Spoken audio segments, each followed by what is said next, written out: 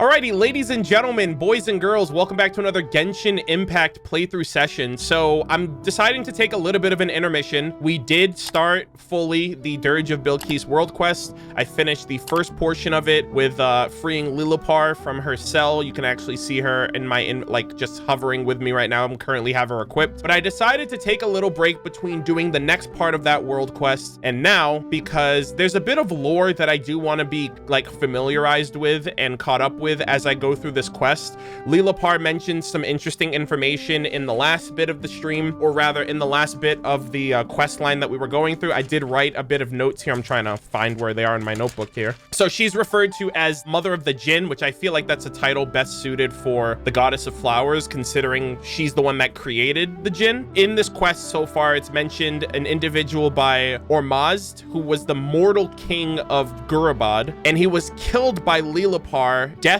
by drowning via honey, which is pretty ridiculous. And then Lilipar also has some titles as well. She is known as the servant of Nabu Malikata. She's the founder of Gurabad, and she's the eternal prisoner of Ikanum. All of this information regarding her, I felt like I would probably learn a little bit more about her prior to starting this quest if I read some of the books, some of the artifacts, some of the weapon descriptions and lore. So that's basically what this entire streaming session is. We're going to be reading a couple of books, a couple of weapon descriptions, and we're going to be reading the Desert Pavilion artifact set. All right, so the first thing we're actually going to be jumping into, this is going to be a massive undertaking. This is, I think, outside of the Before Sun and Moon book series, I think this is the first major book series that we're going to be reading. I know we read Flowers for Princess Fischl book 2, but this is a massive undertaking. We're going to be reading The Tale of Shiruyeh and Shirin, which is a two-part series, 2 volumes, and it's massive, as you can tell. So this is going to be most likely a massive lore dump, the history of Gurabad, the history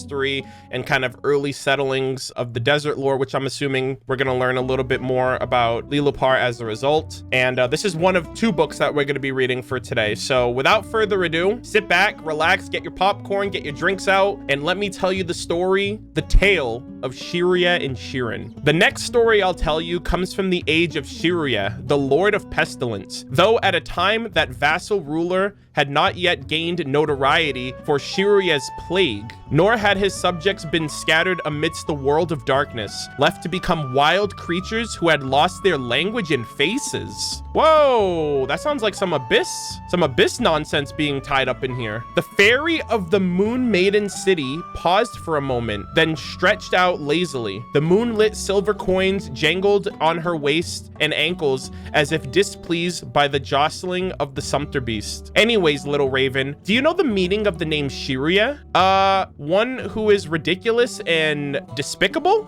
The youth whom she had rather one-sided named Raven answered casually. Suffering the heat of the sun and the threat of the quicksand, he had little interest in his travel companion stories. Okay, so this is a story being told by like caravanners, it seems. In our tribe, Shiruyeh is a disgraceful name branded only onto the foreheads of the exiled chiefs and spoken only in curses and mockery. It's a tradition of ours, but I'm sure that the traditions of other tribes are not so different. Haha, mortal awareness is just like quicksand, shifting with the winds of time. How bizarre. Raven replied perfunctorily, drawing an unexpectedly enthusiastic taunt from the fairy. Now, actually, in the lost language, Shiruyeh means unweaned lion cub. His father, Pavezravan, gave this name to his newborn son, oblivious that he, the vassal king who referred to himself as the spirit of unceasing victory, would be torn apart by his own beloved lion cub. Okay, it seems like this lore is actually seemingly going to be interwoven into the lore that we read about in the desert, like the south part of the desert with the obelisks, the primal obelisks, which referred to Pavezravan as like the vassal king. And I guess Shiruyeh is his son, his newborn son. So there might be like a family tree going on here. So let me write this down. Yeah, so basically it's implied that Shiruyeh went on to kill his father. Monka W? Oh, so this is a story between a fairy and an individual. The fairy paused, seemingly afraid that her audience was getting bored, and exchanged glances with the youth before continuing her tale. As for this Parvezravan, legend has it that in the days when mortals ruled as vassal kings, he was one of the mightiest among them. Parvezravan was not, in fact, the original name of this vassal king. As the spirit tells it, he was an orphan who was raised in the nest of the giant bird Ganus and was given the name Kisra. Oh, okay. Hold on. Kisra, or one who has been bestowed a good name. Later, his aspirations to greatness and the aid of his divine bird saw him adopted by the vassal king Ormazd Shah, and would eventually rise to become a sage and hero among mortals. Whoa, all of these people are connecting now. Ormazd was the name of the guy that Lilupar killed, and he was the mortal king of Gurabad. In the songs of a now vanquished desert people, Kisra plundered the four corners of the land in the name of his king Ormazd Shah. In his hands, the bronze and mortar towers of 99 cities were destroyed and abandoned. By his hand, the leaders of 99 nomadic tribes were defeated, and by his hand, 99 sages with knowledge of the order of the stars were bounded in golden chains, then led back to the towering royal city of Gurabad to be imprisoned. Jesus. In this time, the promised land of Valivija was engulfed by wild gilded sands, and one of the three living gods had fallen. Okay, so I'm assuming that's the goddess of flowers. Amidst a century of chaos and confusion, the scattered mortals ensconced themselves in vassal states until their lord Al-Ahmar and the sage king of the green woods gathered their subjects. Once the oasis paradise was reconstructed, the age of the vassal kings, the age of division, finally came to a close. Returning to our preceding tale, Ormazd's crown grew all the more valuable on the back of Kisra's exploits,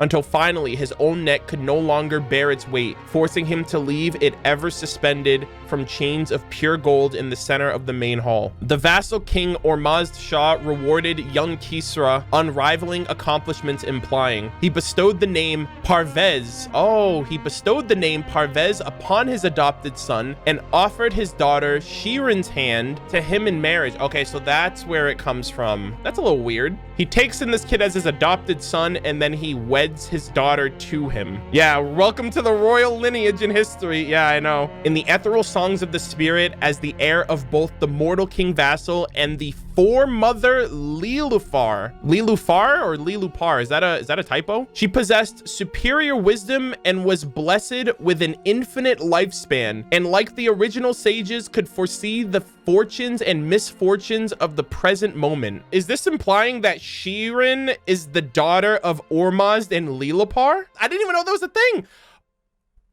Oh, wait a minute. Didn't they say something about like how jinns can like fall in love with humans and they bestow a contract? And she said that I was like the shadow of someone that she once like was in love with. So like I remind her of Ormazd. Is that what she was getting at? This family tree is gonna be insane. It's looking kind of scuffed right now, but I'm trying to put everything together, okay? So if I go back up real quick, it says Shiruyeh is the name, and it says his father Parvezravan gave this name to his newborn son. So what I'm assuming now is Kisra was given the title, or was given the name Parvez, by his adopted father, and I'm assuming Kisra's new name is eventually gonna be Parvezravan, which means that Kisra will give birth to a son named Shiruyeh. The tale of Shiruyeh and Shirin, which is the mother and son of this story. Yeah, that's a little bit of a misdirection right there. I actually didn't realize that until just now, because I was like, why would they mention Parvezravan if this guy's name is Kisra,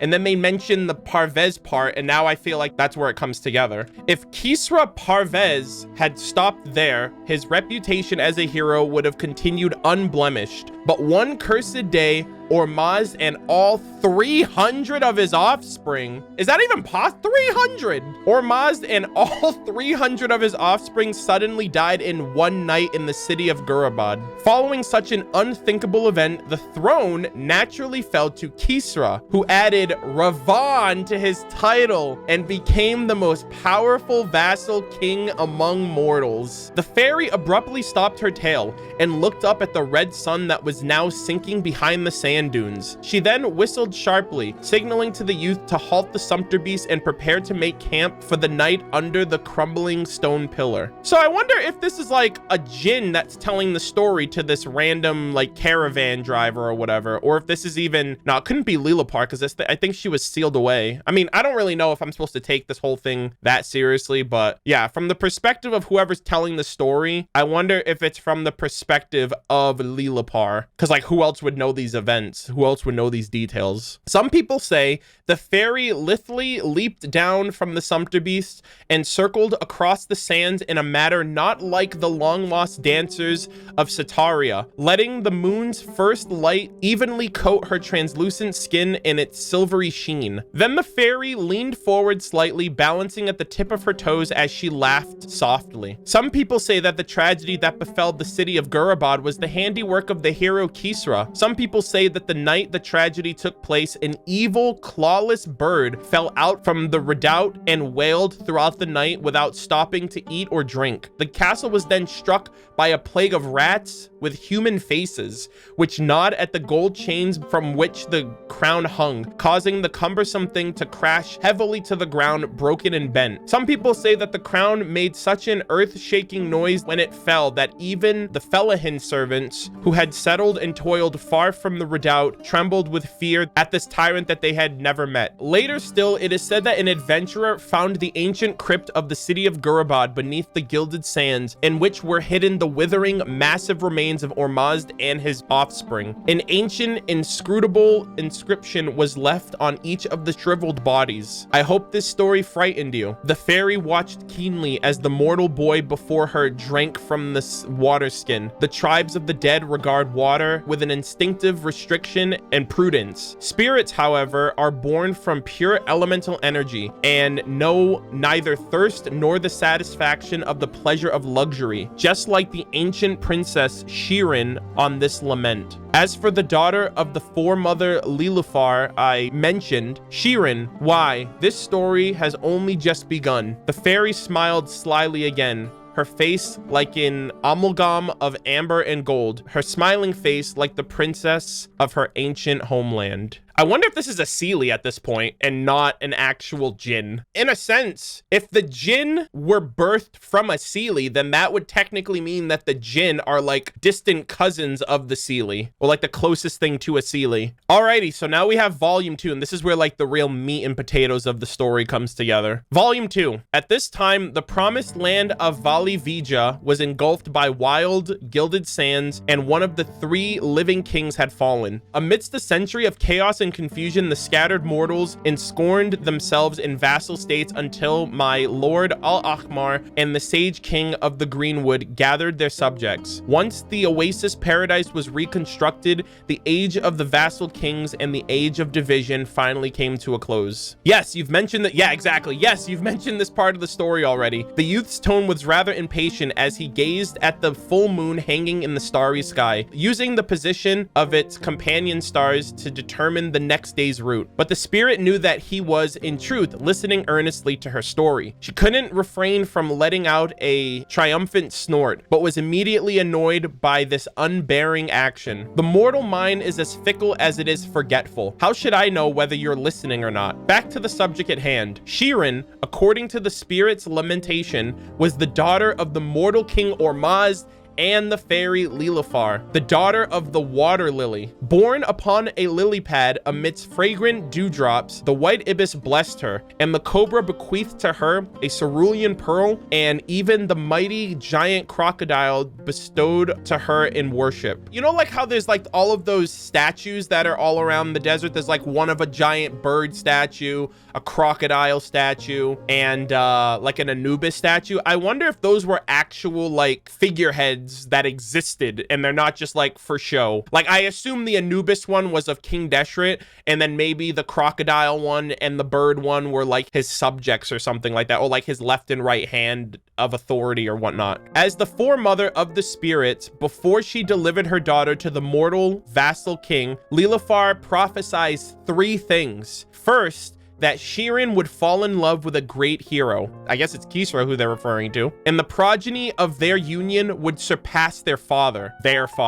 which is super weird to say. Anyways, second, that many of Shirin's relatives would enjoy a sweet... Second, that many of Shirin's relatives would enjoy a sweet end. Death by honey? Oh my god. That's actually like a literal prophecy right there. Second, that many of Shirin's relatives would meet a sweet end. And third, that Shirin alone would be given possession of her father's kingdom. Oh, what the hell's about to happen with Kisra then? Then Lilafar made 3 admonitions to her mortal darling. Oh, did she try to warn him and he was like, get the fuck out of here with all that bullshit? First, that her joy would bring tears to her father's eyes. Second, that they would no longer feast at the same table as their daughter after she was wed. And third, that their daughter's heir would be an ill omen upon the king's land. The king, however, only smiled at these prophecies and admonitions. Later, Shirin's father offered her hand in marriage to the great hero Parvezravan, fulfilling the first prophecy, right? That's correct, though not entirely so. The spirit laid a finger at the tip of the youth's nose, and the latter hurriedly moved away. His face flushed as if he feared she might put some ethereal, deathly curse on him. The spirit once again found herself amused by such an innocent act. By the time Shirin grew a little older and more cognizant, the vision her mother laid out for her became a lingering curse. She spent her days awaiting her chance to fall in love with a hero, waiting for the day that she would inherit her father's kingdom, and longing for that sweet and perfect future, but it never came. Truth be told, Shirin's marriage to the hero Kisra was not a happy one.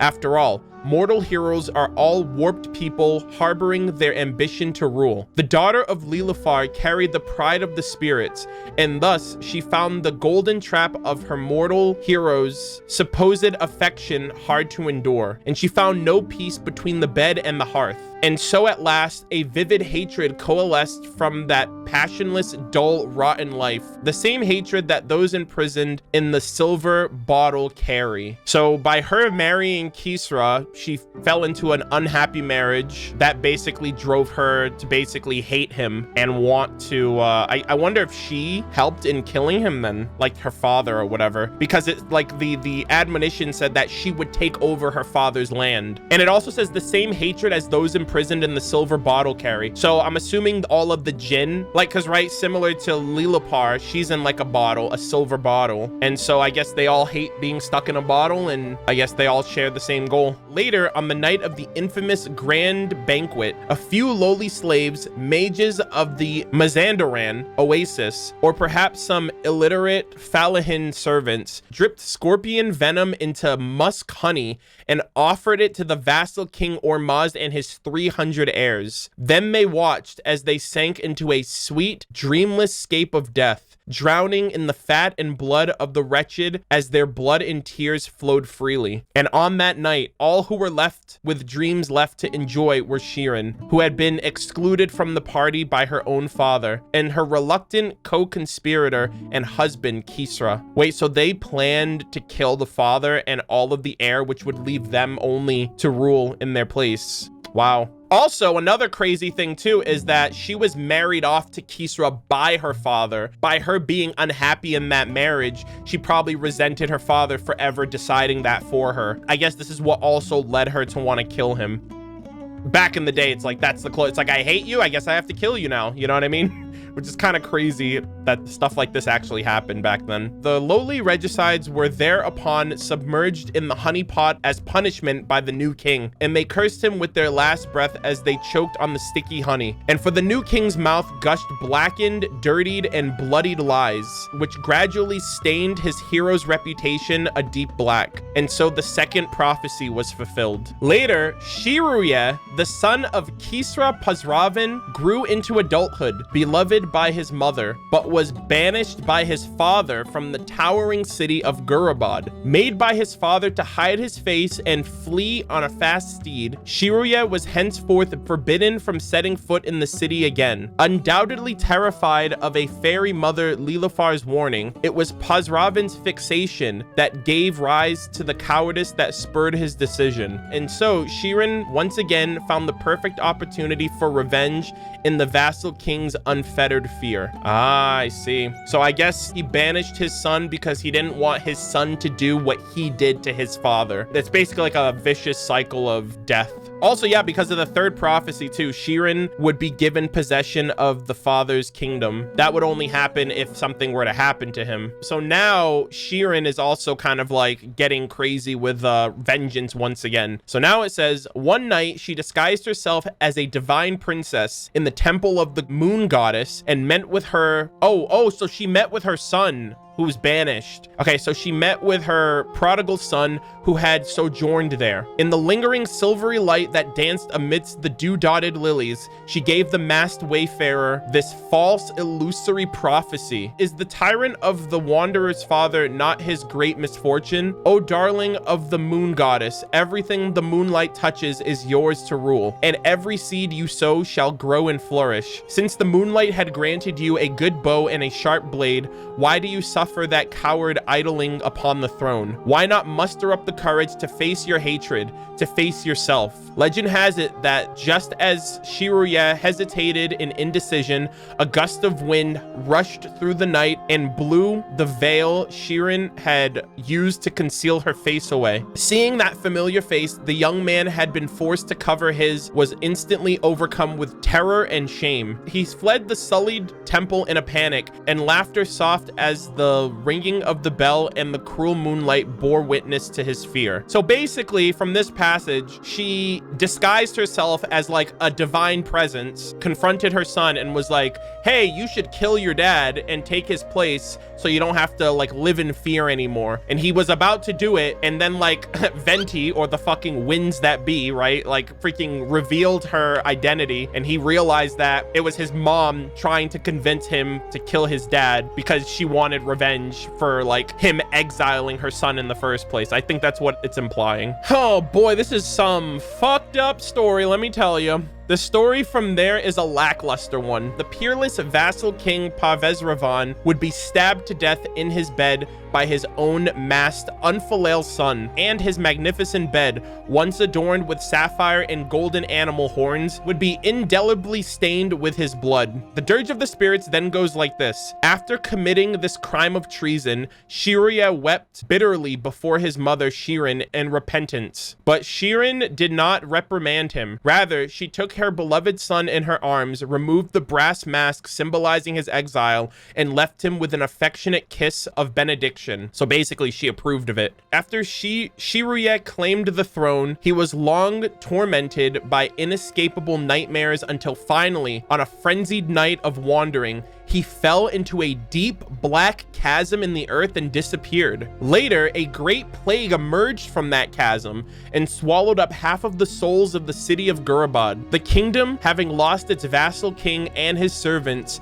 fell into ruin and was gradually devoured by that insatiable yellow sand. The scattered survivors of this calamity call it Shiruyeh's plague, the divine retribution invited by the absurdly short-lived despot himself. Where was the Lilipar in all of this? As for his mother, Shirin, Lilipar's third prophecy was indeed fulfilled. She and the heir bore one true freedom in a kingdom ravaged by vengeance, and they became evil apparitions. Death kneels to be conceded. Some people say that Shirin was later subdued by my lord Al-Ahmar, who detained her in a magic silver bottle. Whoa. Others say that she still roams the desert, tormenting overconfident adventurers and tirelessly searching for the beloved child that she lost in that dark world. The fairy smiled proudly, having theatrically concluded the story. At this time, the moon was high in the sky, and the distant, ancient time when the desert had yet become a desert was nigh. It was time for the divine princess to hold the sacrifice.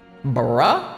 Did he fall into the abyss? Because like at the top of this passage too, it mentions that the name Shiruyeh was meant to mean like terrible things, and like it's associated with this plague. It seems like this entire family tree was kind of fucked from Ormazd, and I guess it was because they didn't heed the warnings of Lilopar's prophecies. Ormazd was killed by Shirin, and then Kisra was killed by Shiruyeh, and then it's this mother and son who are basically like, hey, we did it, we killed everybody, we got what we wanted, and then they became like plagued by this plague and never seen again. And it seems like they still exist as apparitions or ghosts or whatever, but I wonder if Parvezravan still exists, like in some abyssal form. I doubt that that was a coincidence. I don't know if Lilopar manifested that, or like if she tapped into the abyss, or if she has powers like that as a jinn. But like it seems like all of this stuff was happening and Lilopar was nowhere to be seen, despite all of these things seemingly happening because her prophecies weren't forewarned, like weren't taken seriously. So it's interesting because like we just learned about her, basically her family tree. We learned about her husband, we learned about her daughter, we learned about her son-in-law, and we learned about her grandson. And in a way, it sounds like she killed all of them. Not directly, but it seems like by avoiding these prophecies, it led to her entire family tree getting killed.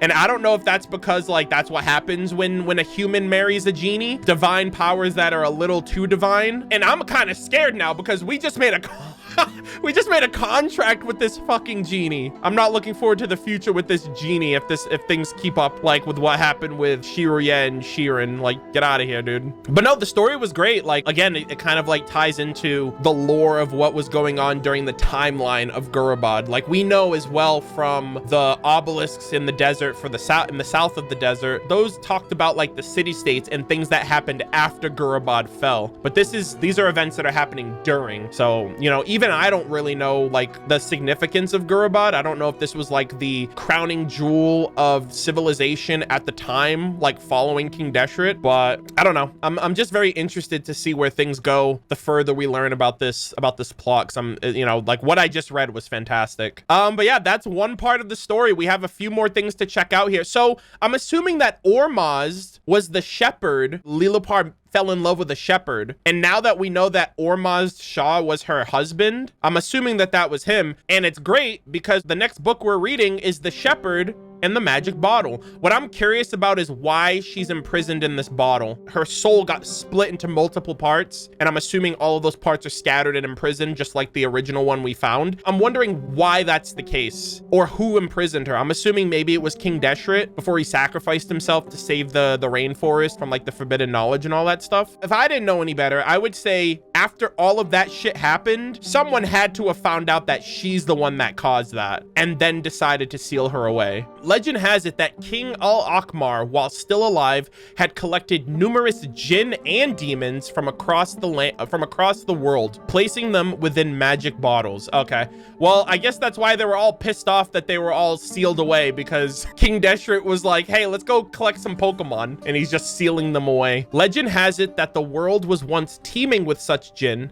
Al-Ahmar, mighty yet bewildered, seized them from the silver night winds and quicksand of the desert, the mystical swirl of the oceans and the tinkling springs of the rainforest, and kept them in silver bottles. He was like an arrogant conqueror and at the same time a curious child. Al-Ahmar harnessed the spirits with bridles and yokes learned from their lament about the stories of a dismal moon and the driving morning star, and built the majestic Ai-Khanum, the city of amphitheaters, or city of the moon maiden, to commemorate them. Oh, interesting. It is said to have been the city of the spirits, the paradise for migrants, from the moon gifted to them by Al-Ahmar. In return, the spirits constructed the huge doorways to his mausoleum. Did they like form a contract with him? They were like, hey, I'm gonna catch all of you guys, I'm gonna create this city in your honor and you're gonna work for me. And so they were like, okay. This is the tale as the desert singer would tell it. Countless years later, Ai-Khanum, like Salah, the city of the valiant Thumudians, Tullaytullah, the land of the wise Tignarians. Oh, the Tignarians, that's the Tignaris race. And Organa, the city of the 29 days. So Organa was Port Ormos at the time. Tullaytullah was also known as the Sapphire City. Sala, I believe, was known as the Electrum City. All of these places have been long buried beneath heavy sands and swirling currents, as have the countless clans that inhabited it and the innumerable jinn imprisoned in their silver magic bottles. But now, let us leave the unnecessary fact-finding to one side and return to the subject. 15 years after Port Ormos was built, a young shepherd found a silver bottle in the Gravel Song Dunes. Note 1. Whether out of childish curiosity or a recklessness uncharacteristic of desert dwellers, the boy broke the seal beneath the silver bottle and opened it beneath the moonlight. Note 2. The ravens of the mortal world were so exceptionally noisy. A jinn arose from within the bottle. Note 3. In the form of a dancer, as flexible and languid as a cat and as bright and beautiful as a water lily. Ravens? The youth was clueless, as he did not resemble a bird, nor was he noisy. Yes, ravens, the spirit repeated, rather impatiently. Birds that live fast and die fast, a noisy lot and no mistake. Only when they die do they wake up. Hey, call that a murder of birds, am I right?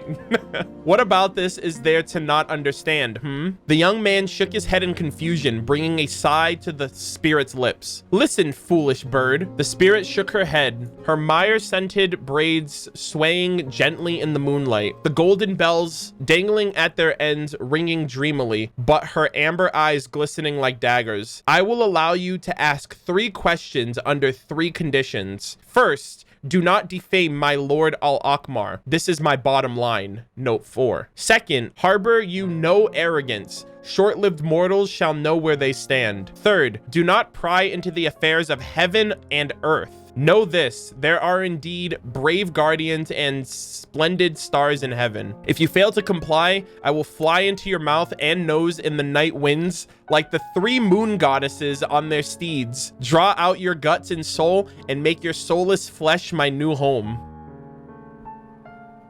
What the fuck? Yo, what is up with these jinn? What the hell? The youngster hastened to cover his mouth and nose, nodding profusely to show that he understood the conditions. Ask then, beloved human of my lord, slave of heaven, said the spirit, chuckling. The bright moonlight fell on her braids and flowed into her nearly translucent skin, granting it a crystalline sheen. Who are you? The man asked. I'm a creation of the sky, yet also a creation of this world. I'm an exile of the ages, a faithful servant to my great lord. I'm an elemental spirit who does not bow to flesh and bone, an eternal prisoner content with the illusion of comfort. The spirit held her head high with pride, letting moonlight flow through her translucent body, her golden bells ringing in the desert wind. As a descendant of Lilifar, I can be big or small. I can rise or hide. My kindred may be found in the waves, in the night wind, or in the pale light of the dead moon. In short, I'm a spirit,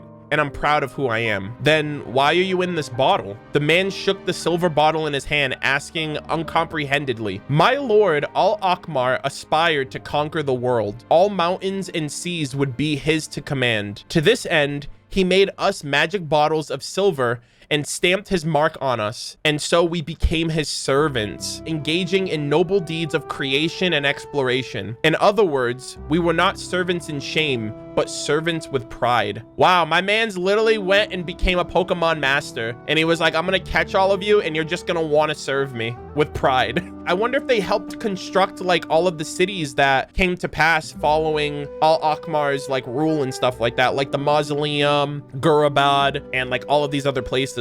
Pharages, I think, was the name of a jinn that was mentioned in one of the primal obelisks, if I'm not mistaken. I do know I've heard of that name before. So it was no. It was the Lost Paradise artifact set that we heard that name, Pharages. So I don't know if this is Pharages or if this is just like someone else entirely. This is a her, so I don't know if Pharages is a woman. But afterwards, the spirit said silently, her amber eyes darkening, my lord brought disaster upon himself, leaving us sentenced to generations of oblivion. We were trapped in sealed silver bottles, drowning in dreams until the moment of our death. Yeah, so I'm assuming she's referring to he brought disaster upon himself, so he tapped into forbidden knowledge. Well, your third question then? The spirit waved her hand briskly, causing a clear jingle of the ancient silver coins adorning her waist. Have a care for your quarry or your mouth and nose will suffer. So the young man hesitated for a moment and asked the last question. What's it like to live in a bottle? Seemingly having never heard of such a question before,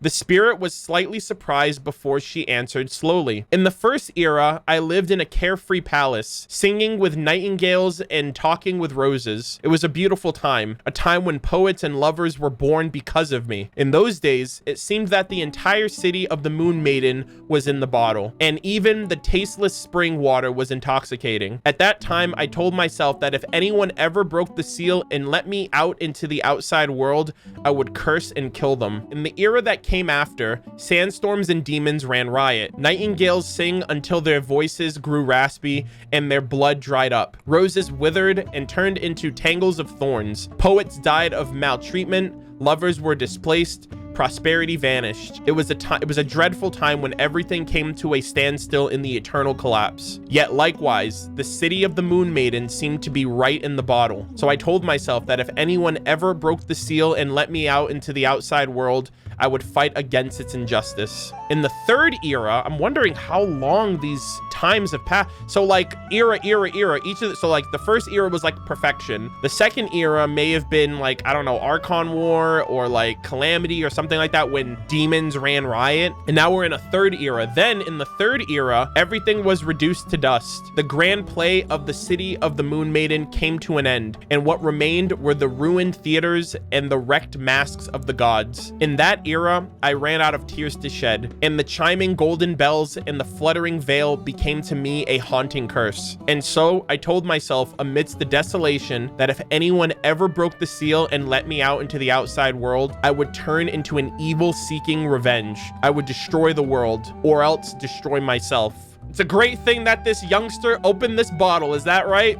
So, a gust of cold wind in the desert sent a shiver over the young man, causing him to tighten his loose robe. Yes, I could have made you the first target of my revenge, tore your bones and flesh to make a cruel song of your soul. The spirit smiled teasingly, like a nightingale announcing the death on a summer night. Yet the dead moon cast a glow over the quicksand dunes and over me, and I suddenly realized how lovely the world is. And so this poor jinn, like a chick struggling to break through the egg, has hopelessly fallen in love with this barren and ravaged world and its circle of life and death. The proud genie, once nourished by the delicacies of roses, had fallen for the land infested with toads and vipers. It all makes me wonder what it will be like when the ravens become the groom. So, the youngster cowered again. So, let me tell you a story, little raven. Let me see the world. The genie grinned slyly at the sight of the youth's puzzled look. Her golden bell tinkled at the end of her braids. And so, the spirit of the Moon Maiden city once again embarked on her journey around the world. So, did she just like leave? Did she take over this man? Did she... I don't know how to interpret that last part. Oh, you know what? I feel like I should have read this book first, because I wonder if this shepherd and this genie were the individuals that were telling the story, or that were like reciting the story of Shirin and Shiruyeh. Footnotes. Number 1, this is the desert area that Eremite often refer to as Dar al-Azif. It does not refer to a fixed place since the dunes themselves flow like the wind. Number 2, Faramaraz, Perbaruni academic, has insisted on an absurd opinion that this occurred out of the ignorance inherent in the desert dwellers. Oh, okay, so these are like cliff notes of like people who are basically looking over the story. May wisdom forsake him, may his hair grow thin, and may his beard turn white before it's time. Okay. Yeah, those little cliff notes are kind of funny. All right, so that's interesting. So I guess at some given point, someone freed a genie and they decided to like see the world instead of destroy it. Thank God we wouldn't have a game otherwise. Like Dory basically has a genie, and it's just so crazy that it's just like that. Like she just has a fucking genie, and it's not a big deal. Like that's a fucking huge deal that she has one of these things. I didn't realize how significant these things were actually supposed to be, because she had one and it didn't seem like anyone paid any mind. Even during her lore, it didn't really pay a whole lot of attention of how like she met the genie or how they came to be. Yeah, that was a really interesting story overall. I'm kind of wondering like what what became of Shiruyeh and Shirin. I wonder if we're gonna get like a part 3 or if Lilapar is gonna talk more about them, because I originally thought this story was gonna be about Ormazd and how he came across Lilapar, because he was once referred as a shepherd, but I guess this is a separate story altogether. And another reason why I say that is because this genie refers to itself as a descendant of Lilapar, if I'm meant to take these stories and these situations literally. But yeah, overall, that was a really great read. I hope you guys enjoyed it. We're going to be getting into a bunch of weapon lore next, so we're going to get into that and then the artifact set. The first one we're going to be getting into is actually the key of Khaj-Nisut, which is one of a paired set of scepters fashioned from obsidian. They say that this can be used as a key to open the gate of a paradise that lies at the end of the ocean of sand. Ooh, this is the story from the days after the Lord of Sand's dreams fell apart and the Grand Master of Verdure hid the whispers of the demonic skies away. This story takes place after like King Deshret kind of died and all of the other things that happened with like the forbidden knowledge and everything of the past was quelled. So the ears of decay broke the great divine realm into many kingdoms before grinding them all into dust. The queen from amongst those kingdoms burnt the little prince's gilded robes and crown and had him escape garbed in the sackcloth of a servant. Years later, and the prince was reduced to being the son of one who ruled over the slave markets, and then of a wanderer who had lost everything. When I could still weep over the sunrise above the towers of mirages, I offered advice to my overlord, crushing many cities at his side. I once blessed the son of a former king upon his birth. Even after his departure, hymns of praise from him shall continue on. I misjudged many people and happenings in the past, but no longer. But now I see nothing at all. This is destiny's punishment upon me. Become my apprentice, be my eyes, and describe the world and people and things in this gilded desert. I hope to one day weave the poems of heroes into the most beautiful tapestry that exists in the divine courts. Coins were eroded when passed from hand to hand, but noble things become stronger as they change hands. His last owner was a blind poet. Later, the story changed from a tale of master and servant to that of a master and apprentice. Before we departed, Mother told me that we would meet again in the eternal oasis. Oh, interesting. Use this sword as the key to the paradise's gate and rebuild the kingdom amidst emerald and pomegranates. Hearing the story of the wandering princeling, the aged poet caressed the dull blade of a black sword. At length he replied, "Thus do our cross destinies duly end, for I am but a trifle in your epic, master." Xiphos. Oh, this is okay. Let me write that down. Xiphos is moonlight. That's the next weapon I think we're gonna read. Xiphos, your fate is above those of us humble poets. You shall not stoop so low as to write stories of others. You are the one favored by the genie. You who wield the key of Khaj-Nisut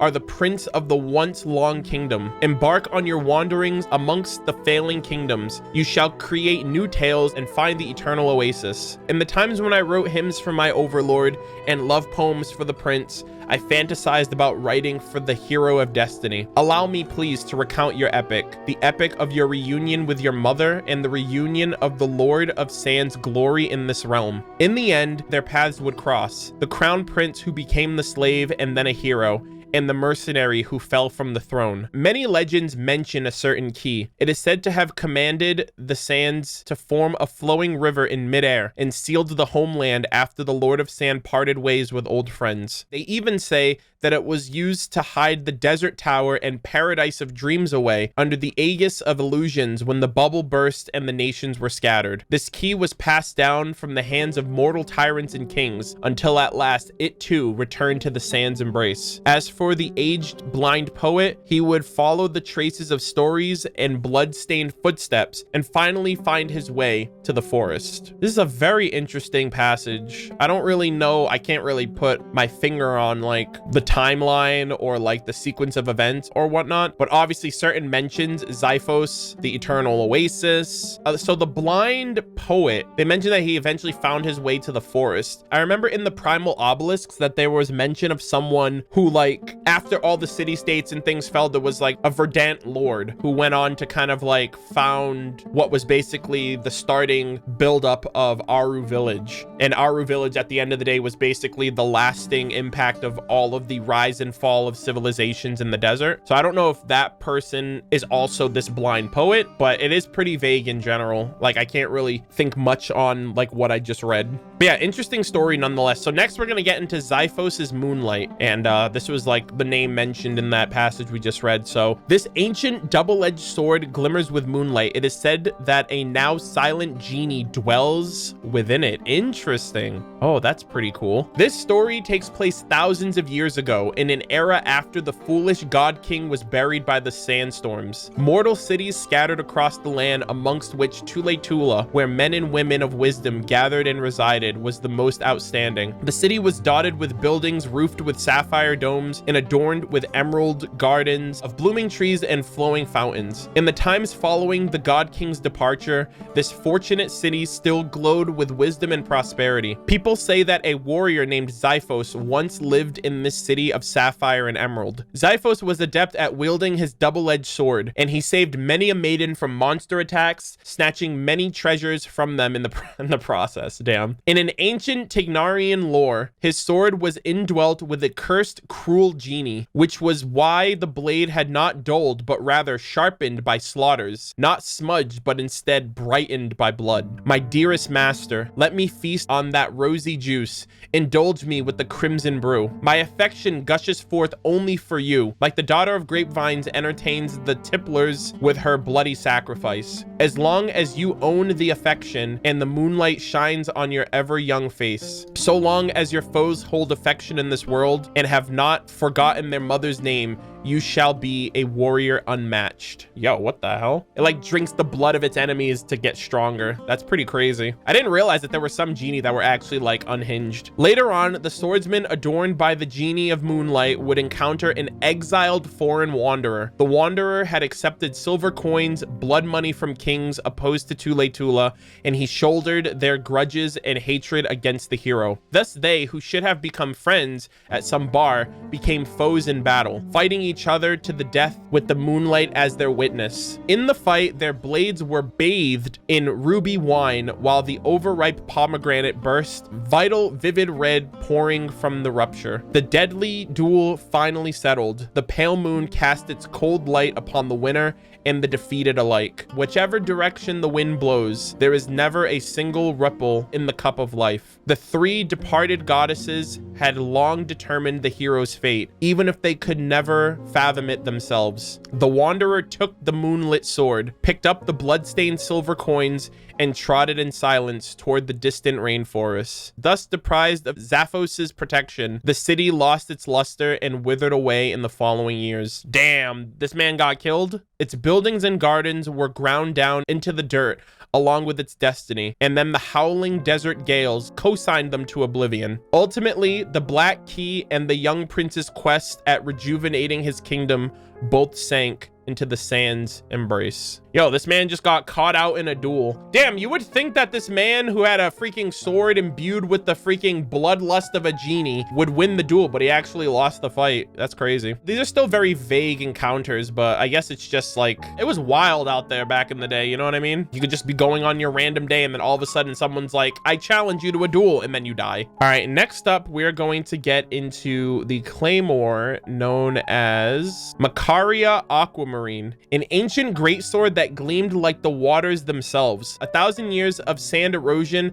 has not dulled its unnaturally sharp edge one bit. Yeah, I wonder if there's a genie living in this one too then. Legend has it that 1,000 years ago, in an era when the foolish king was buried beneath the dunes, many short-lived city-states were scattered throughout the barren, boundless, gilded land. This greatsword belonged to the dancer, Macaria, who was once the tyrant's concubine. With her ruthless sword dance, she won the king's favor as well as the prince's attention. The noble king of a decaying kingdom was obese and haughty, rivaling in gourmet food, wine, and hunting all day and every day. No different from any other king of this decadent age, he indulged himself in endless conquest, destruction, and the hoard of loot. When all things sank into the dark night, the water-colored moonlight soothed the manic kingdom, and everything there fell asleep. The overweight tyrant could not bear the torpor and fell into a deep slumber amidst the misty voice of the Seelie. His snores echoed throughout his chamber like rolling thunder. The enchanted concubine had already seen the signs of destruction,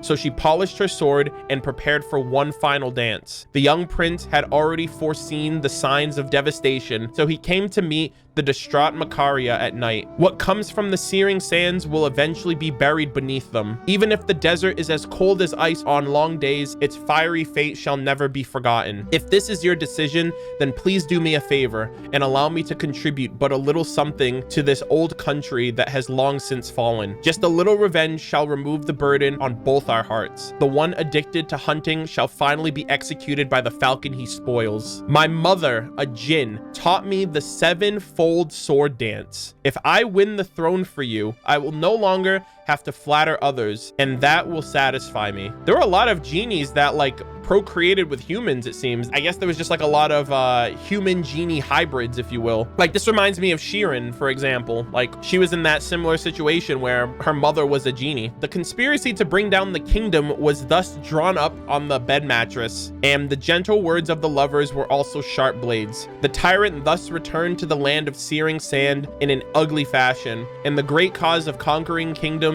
and harems finally vanquished into thin air. So I guess they killed the like overweight tyrant. The rise and fall of the city-state were but a drunken dream, during which the kind and the evil alike were crushed by the immense millstone like wheat husks. The concubine, adept at her sword dancing, failed to become the queen in the end, and the wise old retainer who survived to tell the tale too lost his eyes. The displaced, thrown into the sea of sand by the whirlwind that consumed everything, became wanderers or mercenaries before being engulfed by the forest.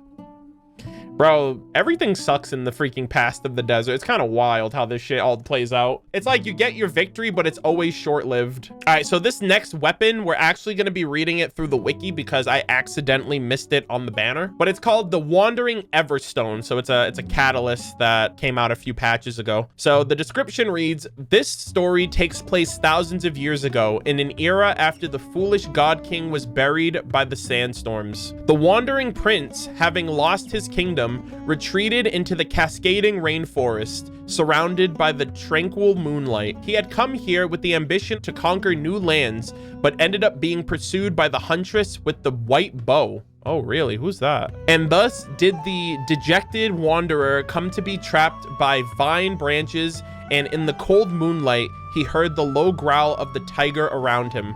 Yo, the rainforest is not yours to usurp, my guy. I don't know if the Aranara or freaking Ruka Nevada would like that. The rainforest trail road was so treacherous that mortals could only tell the way ahead by the moonlight breaking through the leaves. The flickering evening stars lit the wanderer's way, but also lured him into a deathly trap. The huntress darted through the deep wood with her white bow, driving this intruder away time and again. Together with the ancient tiger and its roar, she gave the order to his expulsion, but did not take his life. The old poet repeated the story of the wandering prince in a cracked, hoarse voice. Even though he had lost his eyes long ago, he still unconsciously looked at the evening star that lay next to the bright moon. The flickering star in the night had led the wanderer towards new hope, but also to a dead end. And years later, when the wanderer who had nothing to lose faced death, he had to make a choice. When the teachings of death were whispers on his ear, he finally recognized the meaning of the warning. You belong to neither the forest nor death, so stay far from the king's palace. If you cherish life and memory still,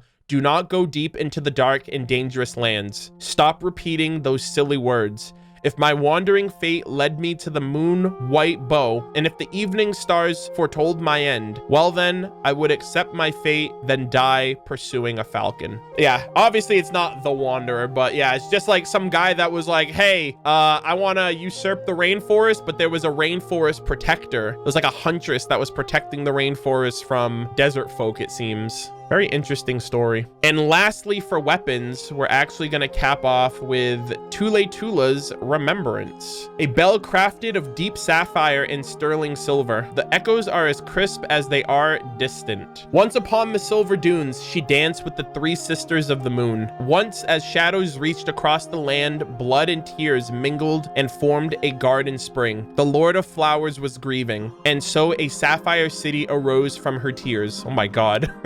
And beneath those azure domes, the Tignarians grew proud as they spawned generations of wisdom. People claimed that Tullaytullah, home of the Tignarians, is the Lord of Flowers' most precious jewel. In that golden age, even the wan face of the moon shone like warm amber. In the gardens bloomed parisaras, clothed in dream-like violet, while the swollen pomegranates raised their voice on high and sang. The lattice of canals shimmered, and even the loss of deities would not see them blanketed in sandstorms. Xiphos, exiled, high-born, my beloved. Xiphos, blade of Tullaytullah, beloved of the genie. May the sheen of moonlight deliver unto you peace, for tonight's dance belongs to you alone. And tomorrow I must depart, for the scholars have sold me unto the court of Badana. I cannot forget how his forefathers destroyed my homeland and enslaved my people. I go now to serve the hated foe, to dance, speak honeyed words, and linger amongst them like a night wind. But beloved Xiphos, on this night the stars and lilies belong only to you. Keep my name in your heart, dearest Xiphos, if but only for this night. To please the waning vassal king, the scholars who ruled Tullaytullah offered tribute, and Macaria, a court dancer,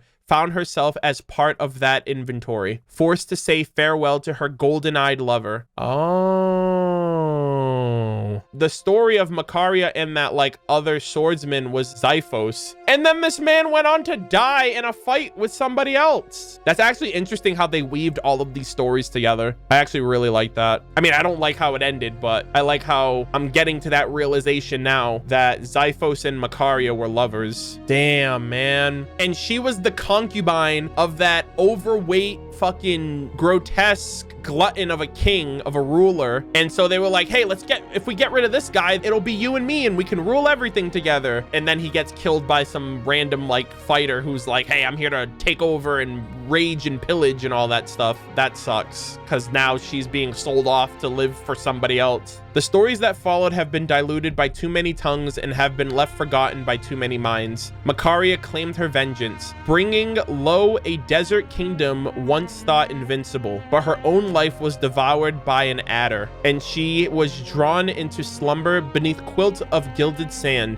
never to wake. Xiphos earned esteem amongst his kindred, yet died in vain, protecting the nobles who feared him. The blade of Tullaytullah met his end at the hands of another exiled princeling, whose banishment had been delivered unto him indeed by that serpent-hearted dancer, the daughter of a jinn. Holy fucking shit. This is like all super fucking connected now. In the end, all people, good or evil, will find themselves ground beneath the wheels of fate, and the Sapphire City would fade, dissipating like tears beneath the scorching sun. Holy moly. Was the guy that killed Xiphos the son of the king that he killed? I hate how vague this is because it's so hard for me to put together who's who. Like, there's no names or anything. There's only Xiphos and then like these vague people that he's had encounters and conversations and interactions with, and like vague descriptions of who they are. So it's kind of hard for me to really even put together what sequence of events are happening. But yeah, that was interesting. So we're going to be getting into the Desert Pavilion artifact set now. All right, so we're going to start with the flower. The first days of the City of Kings, an artificial flower that shimmers with a strange light. If you incline your ear to it, you can vaguely hear charming laughter issuing from within. Oh, I don't like that. That sounds like there's like a genie in there, I guess. Fallen nobles, please heed this man so old and blind. Heed the lessons of Gurabad.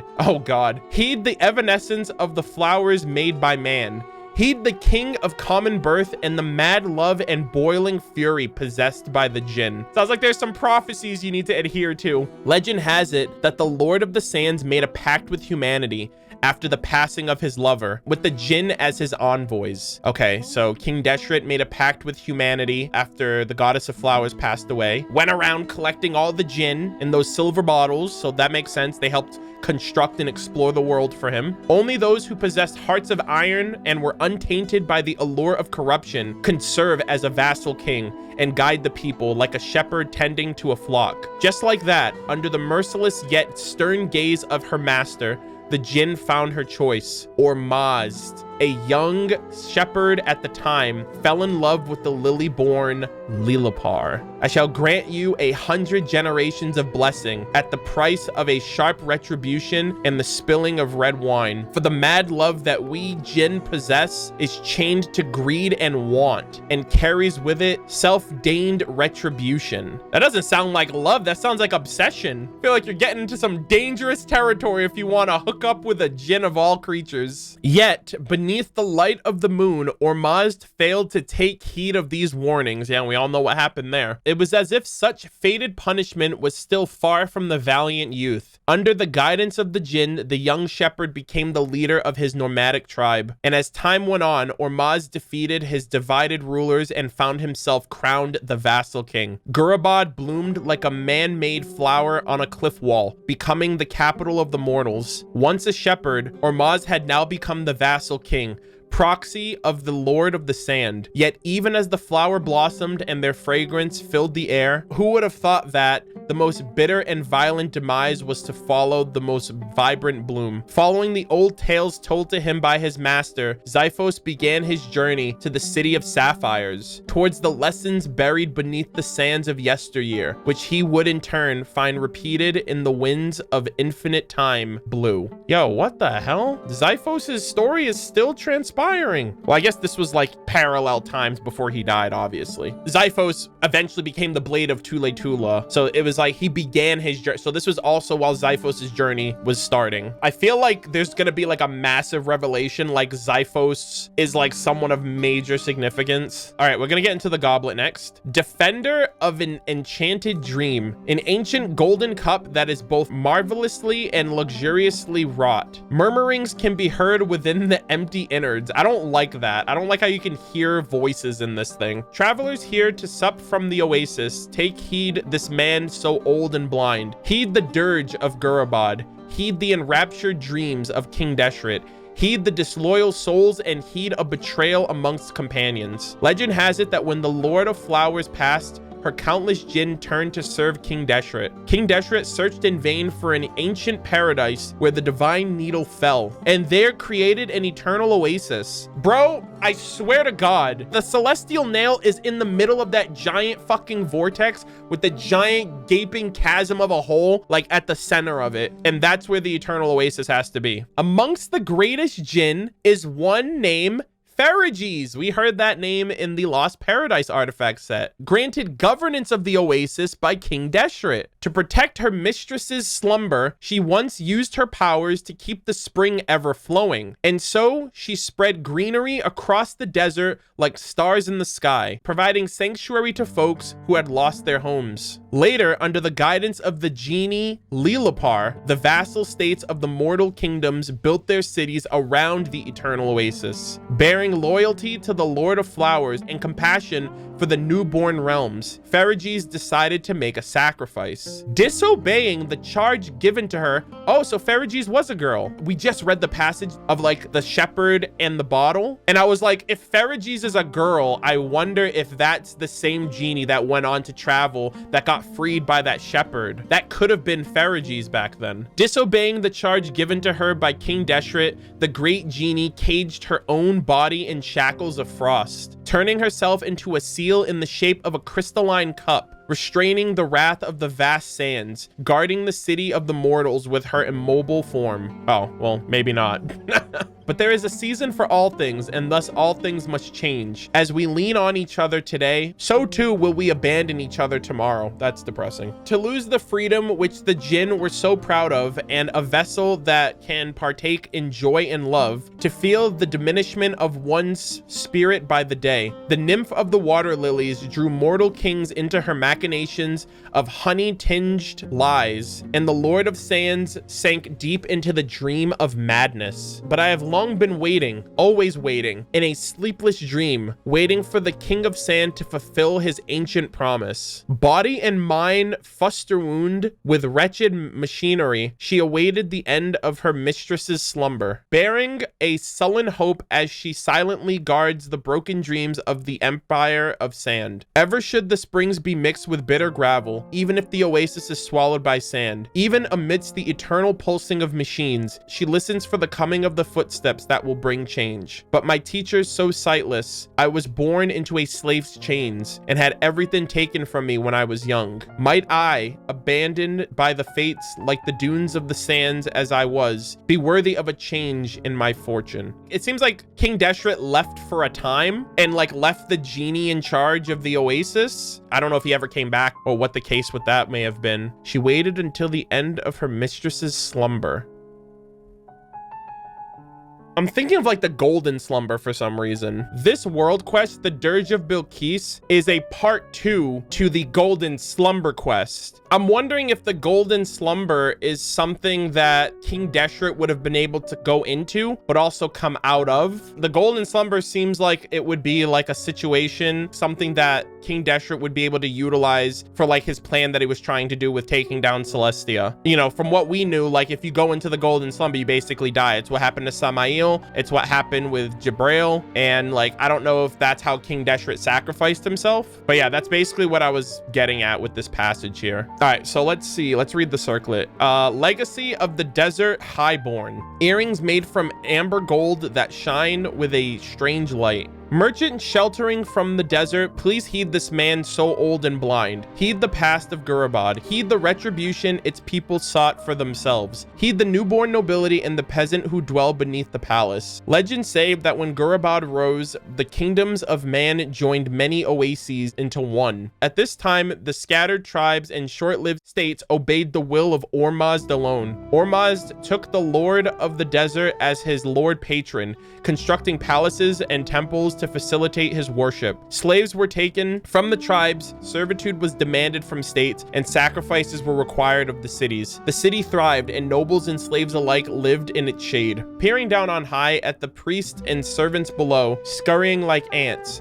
the genie Concubine can only sigh mournfully. As an attendant of the goddess of flowers, she believed she had chosen the ideal king, but didn't wish for him to be addled by vanity. So the genie offered gentle advice between the sheets, vainly trying to change the king's mind. Ormazd took the conventions of rule and slavery as a given, regarding her words only as the soft nothings of a lover. The genie Concubine. Wait, so is this Lilapar? So this is basically going into like more personal detail of the story of Shirin in Shiruyeh. It's like a one-on-one, like she's trying to convince him even now to not be obsessed with his rule and like all the things that would like gas him up essentially. Even now he's like, oh no, he's basically blowing it aside. To infuse love into my vessel was to be in constant company with everlasting and ever demanding wants. The search of a dream in a homeland, and for my beloved to transcend mundane ideals. But now my beloved is deep in the throes of hypocrisy and greed. He has taken on the habits of an ordinary tyrant. To quell my fury at this betrayal, I shall impose upon you three generations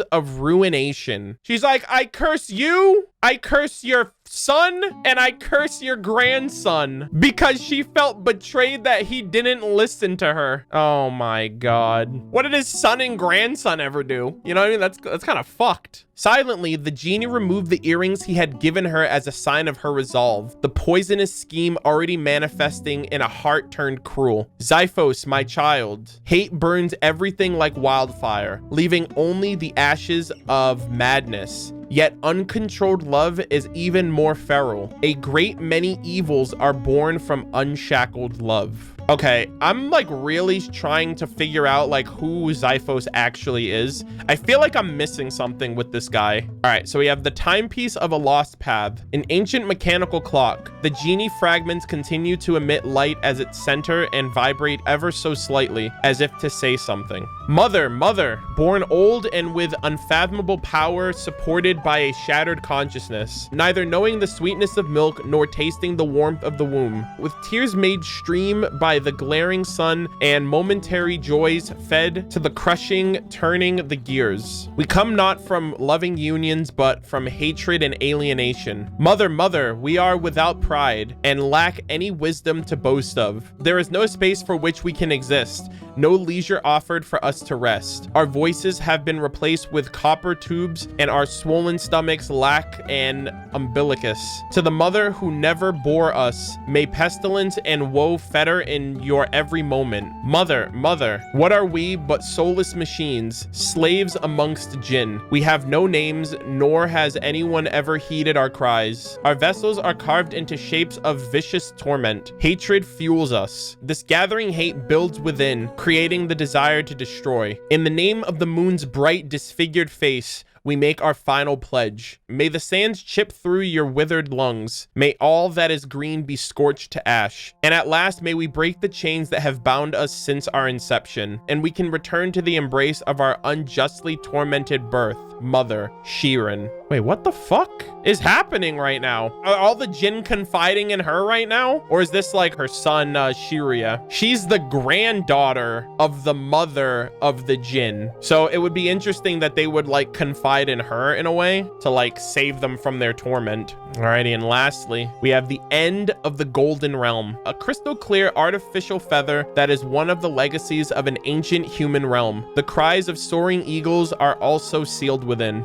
Young wanderer, please heed this man so old and blind. Heed the ruins of Gurabad. Heed the culmination of a delusional dream. Heed the jewel that shines like a dome of stars, and heed the riven states. Towering spires and golden temples were swallowed by a raging tide, and the halls and palaces became the abode of the ragged poor. The infuriated mob followed the will of one wearing a brass mask, while those with wisdom proclaimed this happening the Great Plague. Gurabad fell in this black plague, and the Lord of the Red Sands fell upon the path of self-destruction. Lilipar, born of lilies, found herself repaid with a split soul after falling victim to a plot most insidious. While the vast and fertile kingdoms collapsed into the sand overnight, tribes and kingdoms began to tumult anew. From there, the people of the desert oases divided themselves into 7 cities, with the city of Sapphire, Tullaytullah, being one of the greatest. There was also Salah, which was the Electrum city, and then Iconum, which was the amphitheater, the city of amphitheater. Those were the amongst the 7, and they were all ruled by someone different. I think I have lived long enough to bear witness to more than my fair share of short-lived fools and villains. When I was young, the gilded walls once shrouded the sapphire domes like waves covering the moon. In the days of my youth, the canals of Tullaytullah shone. This is like familiar. Is this the same old man that was like telling the stories to what's his name? Xiphos? I swear to God, if this is actually Xiphos, that'd be wild, but apparently he died. In the days of my youth, the canals of Tullaytullah shone like a luminous lattice, their lights dueling the moon for dominance. Now I have been stripped of sight, and yet I must witness nobles fall to slavery, princes cast down by slave soldiers. Now I can no longer see, and yet I speak of dignitaries assassinating the wise and foreign dancers seizing power. Nations live and die as if in a drunken's dream. The beloved and vile alike are all crushed under the weight of the mill like wheat husks. The sapphire seas are writhed in the fog of lies, which go on to become legends and history. A general, once the conqueror of countless cities, was left with but a slave to guide the way, while a young slave bore the key to restoring their homeland. homeland. The king, who died absurdly because of a hunting hawk, was left with bloodied knife marked along his throat, and the dancer who made the vow to the prince cared only for the hatred she felt towards the tyrant. Mortal hands were molded into the shape of a falcon, and the broken genie was infused within it. In the cliffs of Gurabad, it rose with a cry, sailing past the pitiable desert states, finally arriving at the hands of gilded descendants, the lost memories flaking off like sand. The man-made feather lay upon the dunes, silently proclaiming the end of nations. Though in aged voice, the lost prince recalled the palace burning in his homeland. His master at the time had been a general and a poet loyal to the tyrant who ruled his nation. All things will have their reward and repercussions. One was stripped of sight and the other of their throne. All the while, the grinding wheel of fate spun onward, scattering broken hopes across the world. I had terrible internet issues through this recording, so I do apologize. I don't really think I can put together the ending of that artifact set run, but I will say that it was pretty interesting to get a bit of the jinn. Like, I thought the only jinn of noteworthiness throughout this game was going to be Lilipar, but we actually learned about Ferrages and then some other ones. I don't know if it was always Ferrages that we were being addressed by, obviously. And there's like humans that are part jinn, like Shirin and some other individuals along the way. But yeah, my internet was absolutely shit, so I do apologize to those of you who are here live. Thankfully for people on YouTube, they won't get to see all of the mayhem and recklessness because I'll just be able to edit all of that stuff out. But yeah, we made it through, thank God. So we can get on to the gameplay next.